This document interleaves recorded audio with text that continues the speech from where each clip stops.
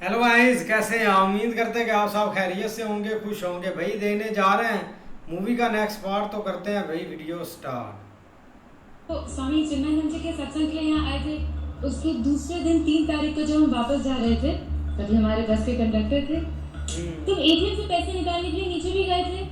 अरे हाँ, 2 तारीख को सत्संग के बाद 3 तारीख को जिस बस में हम वापस गए थे, आप उसके कंडक्टर थे। ओए, अरे भुलक्कड़ हो गए। सॉरी मैम, कोई बात नहीं, मिलते हैं।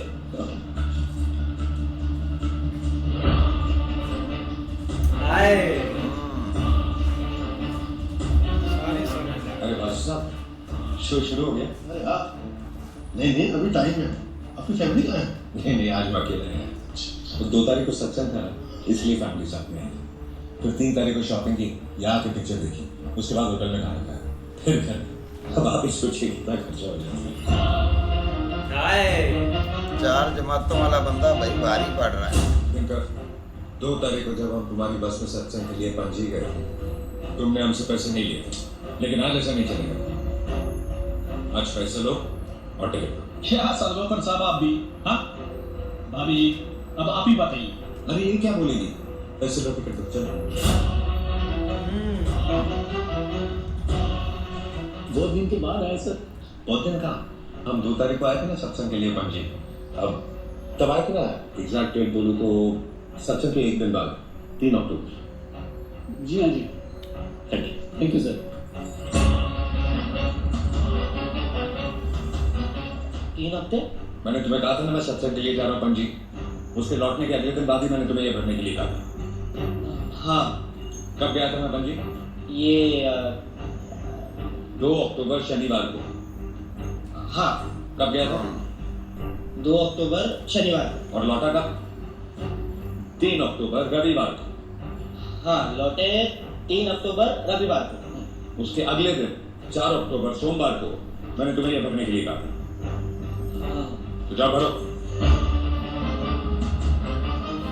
उसके दिखाए सब दूसरे का नाम बताया। इस कहानी का तात्पर्य यह है कि क्षमाशीलता यानी हमें दूसरों को माफ करने की शक्ति प्राप्त कर लेनी चाहिए। Good, very good. लेकिन ये कहानी तुमने कहाँ सुनी? मैंने कहा था ना आपको, हम गए थे पणजी स्वामी चिन्मयानंद जी के सत्संग में। कब? अरे अंकल भूल गए क्या? 2 तारीख को गए थे, शनिवार था, और 3 तारीख को वापस आए। वहीं से भी बनेगा। सारे बंदों को भाई उसने पक्का किया है। स्वामी चिन्मयानंद जी। स्वामी जी, मेरे अनुयायी मेरे प्रवचनों की वीडियो रिकॉर्डिंग करते रहते हैं और उसे डीवीडी के माध्यम से भक्तगणों को उपलब्ध कराते रहते हैं। भक्तगण उसकी बुकिंग कर सकते हैं और 2 हफ्ते के अंदर भक्तगण उसे आश्रम से ले सकते हैं। मैंने 2 तारीख के प्रवचन की बुकिंग लिस्ट देखी है, लेकिन उसमें विजय सावदांकर का नाम नहीं है। ठीक है, थैंक यू सो मच। लो भाई, अब मसला पॉसिबल है खराब तो उसने किसी दूसरे नाम से डीवीडी बुक की होगी। हाँ पॉसिबल है, लेकिन उससे ये तो नहीं साबित होता ना कि वो 2 और 3 तारीख को पणजी में नहीं था। हाँ मैडम, आईसीआईसीआई बैंक के एटीएम का सीसीटीवी फुटेज। ओए लाओ, लो तरीका। अब फंसेगा भाई।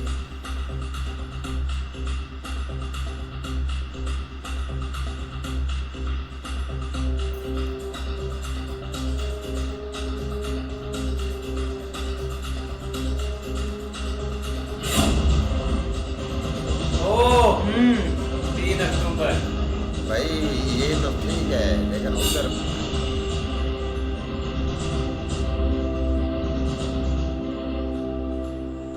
नो,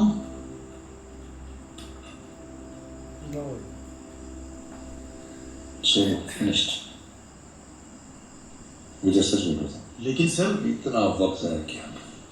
ये तोड़े को ये भाई तोड़े तोड़ना नहीं चाहिए। मानेगा। उत्तर अगर सैम को ढूंढने की कोशिश करते तो शायद मिल जा। लेकिन मैंने सचमुच ट्राई तो दे। अभी और क्या पूछ चाहिए? It's over, it's finished.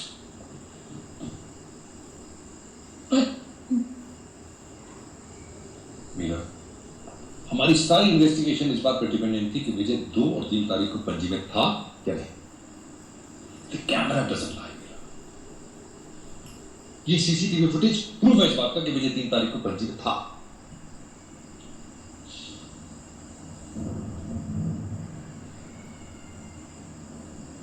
विजय 3 तारीख को पणजी में था।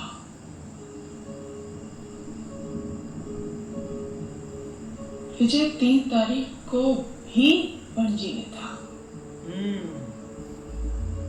Make sense. That means Mahesh वो जानता था कि हम ये सीसीटीवी फुटेज देखने वाले हैं। इनफैक्ट वो चाहता था कि हम ये फुटेज देखें। ये उसके प्लान का हिस्सा था महेश। बहुत बढ़िया प्लान था।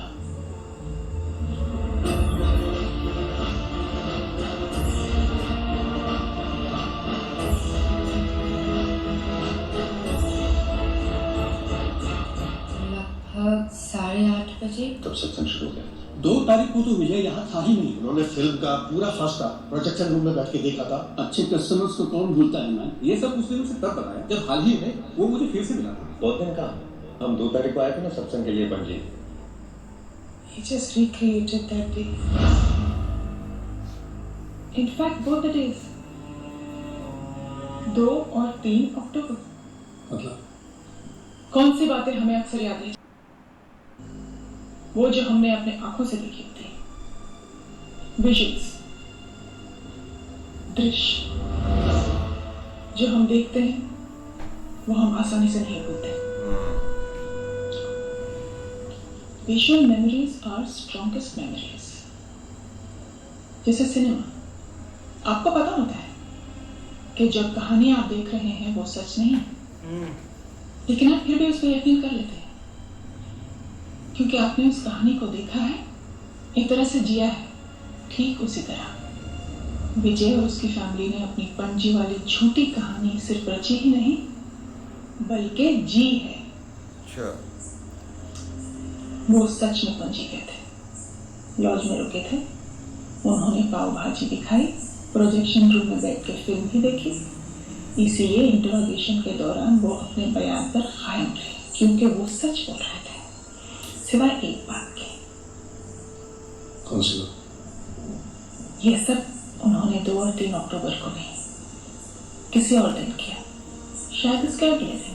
मैम, विजय ने कहा था कि वापस आते वक्त बारिश हो रही थी, वो भीग गए थे और उसकी बीवी और बच्चे बीमार पड़ गए थे। और ये भी कहा 3-4 दिन उसके बच्चे स्कूल नहीं जा पाए। उसने दवाइयों के बिल्स भी दिखाए।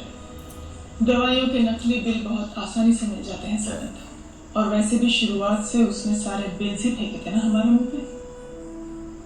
लेकिन लॉज के रजिस्टर में 2 तारीख की एंट्री, 3 तारीख को बस और फिल्म के टिकट, वो सब तो असली है ना? That's a valid point ma'am. Very well played. चौथी फेल विजय सालगांवकर। लेकिन मैं जानती हूँ तुमने ये सब कैसे किया। 3 अक्टूबर को विजय सैम की कार से पणजी चला गया। वहाँ किसी रेस्टोरेंट से उसने पार्सल लिया, फिर उसने एक मोबाइल फोन खरीदा, शायद सेकेंड हैंड, और उसमें सैम का सिम कार्ड डाल दिया, और फिर उसने वो फोन किसी नेशनल परमिट के ट्रक में फेंक दिया, और फिर उसने शायद सैम की कार को उस स्टोन क्वारी के तालाब में डंप कर दिया। फिर वो वापस किसी रेस्टोरेंट पे गया और 4 पाव भाजी के पार्सल लिए। उसी दिन उसने सिनेमा की 4 टिकट्स भी खरीदी। फिर वो तालेगांव बस स्टैंड गया और 3 बजे वहां के एटीएम से पैसे निकाले, और फिर वहीं से कदम्बा की बस पकड़ के 4 टिकट्स खरीद के पोंडोलिम लौट गया।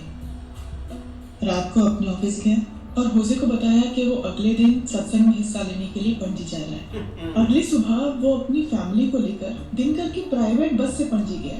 विजय ने उसे भी बताया कि वो सब सत्संग में हिस्सा लेने के लिए पणजी जा रहे हैं। पणजी पहुंच के वो करीब 9 बजे स्वामी चिन्मयानंद के आश्रम पहुंचा होगा। फिर उन्होंने शाम तक का सारा वक्त आश्रम में ही गुजारा। वहां विजय को प्रवचन की डीवीडी के बारे में पता चला होगा और उसने किसी दूसरे नाम से डीवीडी बुक कर ली।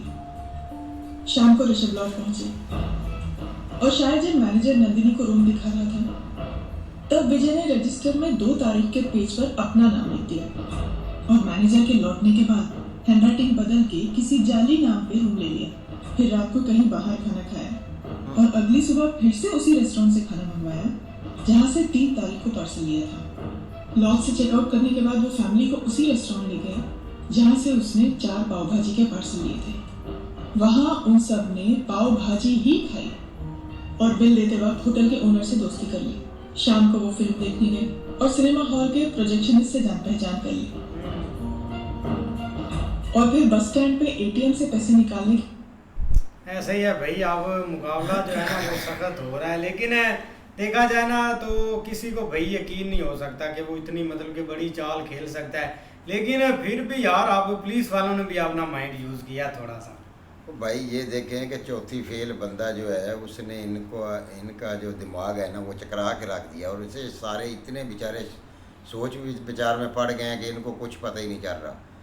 लेकिन भाई समीर का जो वालिद है ना वो तो बिल्कुल प्रूफ मान गया है कि भाई ये बंदा जो है ना इसमें कोई डाउट नहीं है, ये बंदा ठीक है, हम लोगों ने टाइम ही ज़ाया किया है। लेकिन उसकी बीवी भाई मानने को तैयार नहीं है। लेकिन वो जो तौड़े है ना गाँव तौड़े, वो भाई इसी बात पे लगा हुआ है कि मैंने इसको देखा है। लेकिन उन्होंने भाई सारी इंक्वायरी कर रहे हैं, लेकिन भाई इंक्वायरी में कुछ भी नहीं उनको नज़र आ रहा। इस तरह ही भाई जो विजय सर ने भाई जो इधर अपनी सारी कहानी बनाई है ना, वो जो पुलिस अफसर है ना जो लड़के की वालदा है उसने भाई उसको जायज़ कर लिया है गया कि ये इसने ये काम किया है। ये 2 तारीख को नहीं भाई उधर गए, ये और किसी दिन गए हैं, लेकिन भाई इन्होंने जो टिकट वगैरह सब कुछ है ना ये एक जैली बनवाया वो। नहीं बिल्कुल ऐसे ही है। ऐसे देखो ना वो भाई सारी चीज़ें जिस तरह वो स्टोरी बता रही है किया उसने ऐसे ही है, फेक ही सब कुछ किया है। लेकिन मसला ये है कि आगे कोर्ट में किस तरह ये चीज़ प्रूफ कैसे करेंगे, प्रूफ किस तरह दिखाने हैं, किस तरह ये चीज़ उससे एग्री करवानी है, ये आगे देखने वाला। ऐसे ही मिलते हैं नेक्स्ट पार्ट में, तब तक के लिए अपना ख्याल रखिए। Goodbye, take care.